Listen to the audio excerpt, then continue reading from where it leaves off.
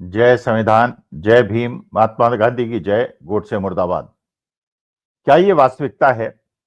और जो मुझे लग रहा है कि वास्तविकता है, मोदी जी हर तरफ से घिर गए हैं और उनके लिए इस घेरे से निकलना अब बहुत ज्यादा मुश्किल होता जा रहा है। देखिए, दो प्रकार की परिस्थिति होती हैं। एक होता है एक्सटर्नल एनवायरनमेंट, एक होता है इंटरनल एनवायरनमेंट। देश के अंदर की स्थिति और अंतर्राष्ट्रीय स्थिति, देश की स्थिति और अंतर्राष्ट्रीय स्थिति के बीच के अंतर संबंध, ये डिसाइड करते हैं कि हम सही डायरेक्शन पे हैं या गलत डायरेक्शन पे हैं। अगर आपके लिए सब चीजें अनुकूल हैं तो देश के अंदर भी आपके सारे पत्ते सही होने चाहिए, हर चीज अनुकूल होनी चाहिए। और विदेश के अंदर भी जितनी भी शक्तियां हैं उनसे भी आपके संबंध अच्छे होने चाहिए और देश की प्रतिष्ठा उनकी निगाह में बढ़नी चाहिए। अभी तक 2014 के बाद जब मोदी जी ने सत्ता संभाली, शुरू शुरू में देश के अंदर उनकी स्थिति बहुत ज्यादा मजबूत थी। आपने देखा जब 2013-12 में अन्ना हजारे का आंदोलन चला, रामदेव का आंदोलन चला, तो किस प्रकार से कांग्रेस को डिस्क्रेडिट किया गया। विनोद राय जो सीएजी के अध्यक्ष थे, उन्होंने किस प्रकार से झूठा आंकड़ा पेश किया कांग्रेस के बारे में और बाद में उसके लिए माफी भी मांग ली। लेकिन कांग्रेस की सरकार चली गई और भारतीय जनता पार्टी ने जो जुमले दिए थे और जो सपने दिखाए थे, लोग उस पर विश्वास करके उन्होंने मोदी जी को पूरा समर्थन दिया 2014 में। तो 2014 की लड़ाई तो वास्तविकता में बीजेपी ने जीती थी। 2019 आते आते लोगों को लगा कि ये किस प्रकार के निर्णय हो रहे हैं। नोटबंदी का निर्णय हो गया, पूरी आर्थिक स्थिति को बर्बाद कर दिया गया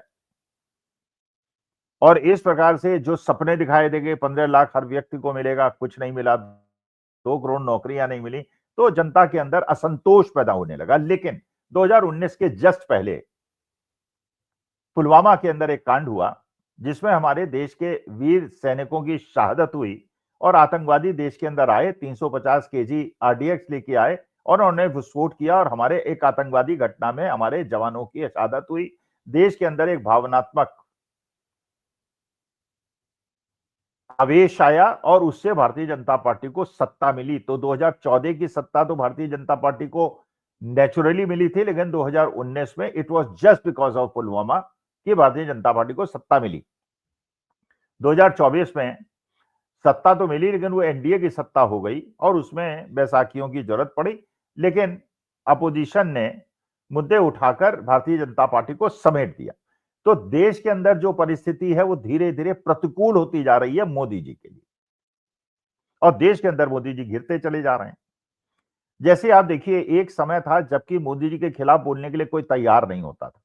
पार्क्स में नहीं होता था, पार्क के अंकल्स में नहीं होता था, व्हाट्सएप के अंदर नहीं होता था, सोशल मीडिया के अंदर नहीं होता था।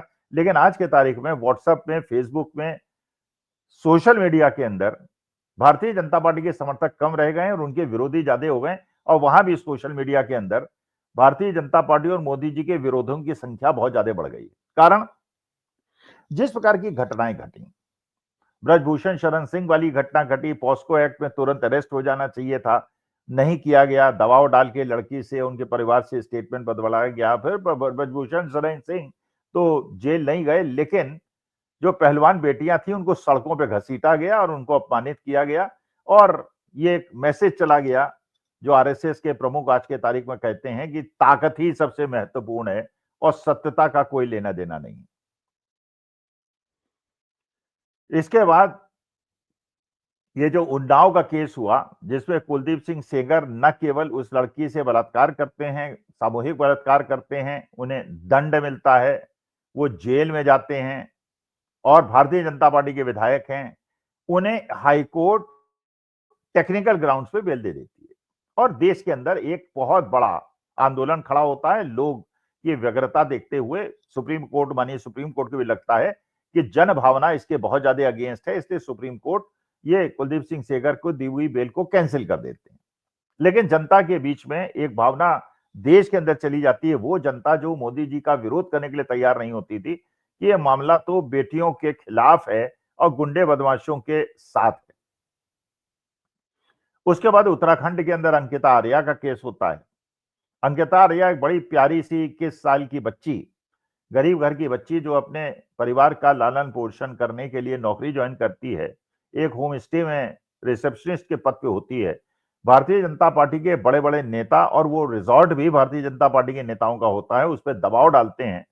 जिस प्रकार का अनैतिक काम करने के लिए जो उस बिटिया को स्वीकार नहीं था, कि पहाड़ी लोग जो हैं बड़े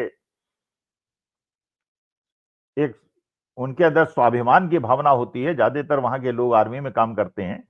तो लड़की इनकार करती है, लेकिन उसके साथ रेप किया जाता है और उसको मार दिया जाता है, और उसके बाद तथ्यों को छुपाने के लिए, एविडेंसेस को छुपाने के लिए, वो जो हॉलिडे होम है उसको तोड़ दिया जाता है, बुलडोज कर दिया जाता है, जिससे और उसके बाद जो एक्स विधायक वहां के उनकी पत्नी प्रकट होती हैं और बताती हैं सारा कन्वर्सेशन, और सारी चीजें उनके पास हैं, जिससे पता चलता है कि भारतीय जनता पार्टी के बड़े-बड़े नेता अनैतिक कार्यों में संलग्न हैं, और होम स्टेज उत्तराखंड में बनाए ही इसलिए गए हैं कि इस प्रकार से उनका उपयोग हो।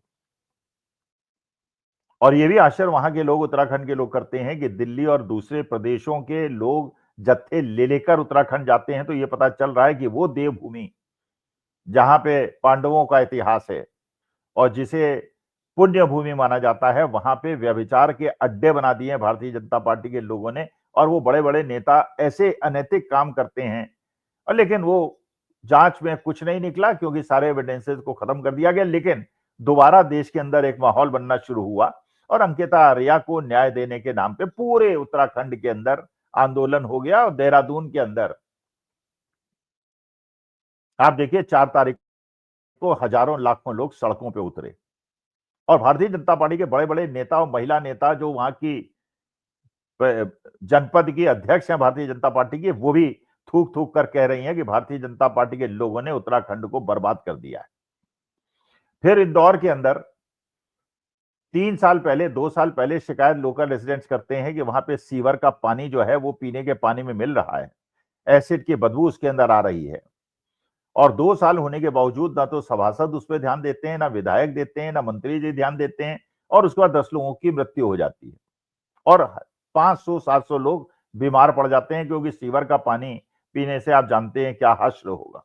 सोच के भी कपकपी चढ़ती है कि सीवर का पानी पीने से क्या होगा। लेकिन जब मंत्री जी से एक पत्रकार एनडीटीवी के पूछते हैं, तो इतनी बेहूदी बात करते हैं, जिसके लिए बाद में वो माफी मांग लेते हैं। वो ऐसा लगता है कि उनके अंदर इतना अहंकार हो गया है कि मुझसे कोई प्रश्न कैसे पूछ सकता है। खैर, माफी मांगी, वो बात खत्म हो जाती है। लेकिन इन 10 लोगों की हत्या जो इंदौर के अंदर होती है, उस पे कोई उत्तेजना हिंदुस्तान के अंदर पैदा नहीं होने देती, क्योंकि गोदी मीडिया इस बात को छिपाता है। और बांग्लादेश के अंदर जो 2 हिंदुओं की निर्मम हत्या की जाती है वहां पर, और भारत सरकार उस पे कोई ट्वीट नहीं करती, कोई बात नहीं करती, बल्कि जयशंकर साहब जाते हैं बांग्लादेश के एम्बेसडर से हाथ मिलाते हैं, पाकिस्तान के एम्बेसडर से हाथ मिलाते हैं, तो उन्हें लगता है कि बांग्लादेश में हो रही हिंदुओं की हत्या पे भारत सरकार कोई निर्णय क्यों नहीं लेती। तो अंदर की स्थिति तो चाहे वो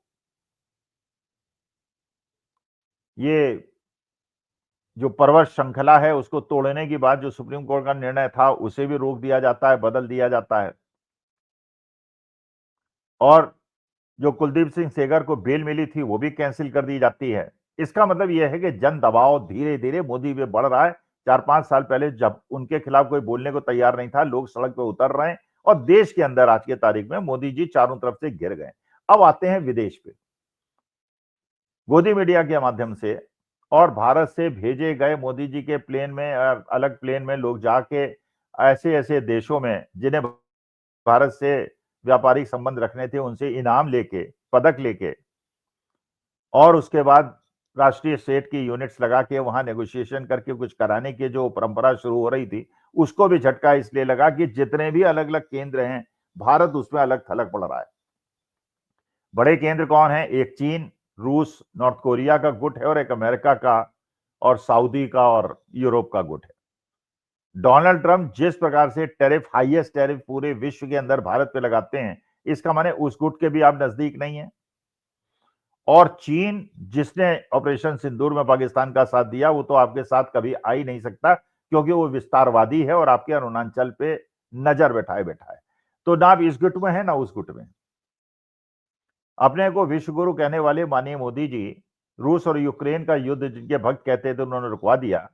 अब तो अमेरिका वेनेजुएला के अंदर वहां के राष्ट्रपति को उठा के ले जाता है, जो अंतर्राष्ट्रीय नियमों का उल्लंघन है, लेकिन हमारे देश से केवल शांति की बात होती है और ये कहने की भी हिम्मत नहीं होती, भर्त्सना करने की नहीं हिम्मत होती कि एक देश के राष्ट्रपति को दूसरे देश की सेना कैसे उठा के ले जा सकती है। वहां के कोर्ट डिसाइड करेंगे, डेमोक्रेसी में वहां के लोग डिसाइड करेंगे और वहां अमेरिकन हस्तक्षेप का विरोध नहीं करते। लेकिन जब राहुल गांधी कहते हैं तो उनकी बात को मिसइंटरप्रेट करके सारे दिन गोदी मीडिया द्वारा डिस्कशन वो आपके सामने है। चलिए, वेनेजुला का जो कोर्ट है वो कहता है नहीं, अभी भी डेमोक्रेटिकली इलेक्टेड वहां के जो प्रेसिडेंट हैं वो सत्ता में हैं, चाहे उनको उठा के ले लिया गया और जो अमेरिका चाहता था कि वहां के तेल के संसाधनों में पूरी तरह से कब्जा कर ले, वो भी असफल हो गया। आपने देखा ऑपरेशन सिंदूर के अंदर भारत बिल्कुल अलग थलग पड़ गया था कि ये कहना तो बहुत आसान है गोदी मीडिया द्वारा कि मोदी जी विश्व गुरु बन गए हैं, लेकिन विश्व गुरु रूस के यूक्रेन के अवैध आक्रमण पर भी कुछ नहीं बोलता। इजराइल जिस प्रकार से उसने किया है पैलेस्टाइन के साथ, उसमें भी कुछ नहीं बोलता और अमेरिका जो आज के तारीख में कर रहा है उसमें भी कुछ बोलने के लिए तैयार नहीं है। और वास्तविकता यह है जो जानकार लोग विदेश नीति के बताते हैं कि अमेरिका का असली निशाना वेनेजुला नहीं है, उसका असली निशाना ईरान से है। और यह भी ध्यान देना बहुत आवश्यक है कि भारत के बहुत सारे ऐसे हमारे फाइनेंशियल प्रोजेक्ट्स हैं जो वेनेजुला में भी चल रहे हैं और ईरान में भी चल रहे हैं। और ईरान में बहुत बड़ा पोर्ट है जो कि अडानी जी चलाते हैं और अगर ईरान में अमेरिका ने इस प्रकार का हस्तक्षेप किया तो हमारे आर्थिक हितों पे कितना प्रतिकूल प्रभाव पड़ेगा। आपको पता है अभी 10 दिन पहले ही 1 महीने पहले ही मोदी जी वेनेजुला गए थे, वहां के राष्ट्रपति से झप्पी लगे थे, बहुत सारे कॉन्ट्रैक्ट्स हुए थे, साइन हुए थे। और अगर इस प्रकार से अमेरिका डोनाल्ड ट्रंप ये कहते हैं कि वेनेजुला को अब हम चलाएंगे और हमारे हिसाब से वेनेजुला चलेगा, तो भारत के आर्थिक हितों पे वेनेजुला पे ये जो हुआ इसका क्या प्रभाव पड़ेगा।